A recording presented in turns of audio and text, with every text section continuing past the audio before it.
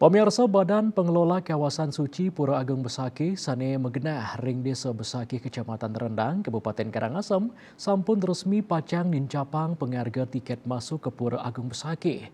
Penincapan harga tiket unucap resmi kemargian ngawit tanggal siki April warsane mangkin.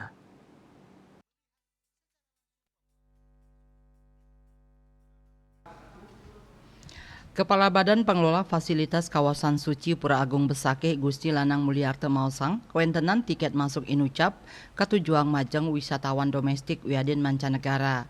Harga tiket domestik pacang mawah saking seketali dados ulung dasetali. Raris majeng wisatawan mancanegara sadurung nyani sia dasetali nincap dados karoblah tali.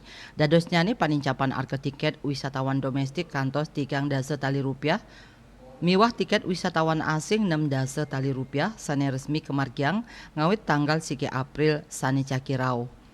Mulyarta ngawohin ring kuentenan harga tiket punike sampun nyayubin jasa sarung, toilet, guide lokal, miwah shuttle merupa kendaraan mobil listrik saking Pura Manikmas ke Padma Buana.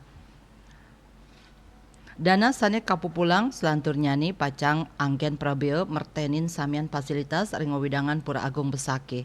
Asapunika taler angken naur pelayanan, kenyamanan, kebersihan ring Pura Agung Besaki.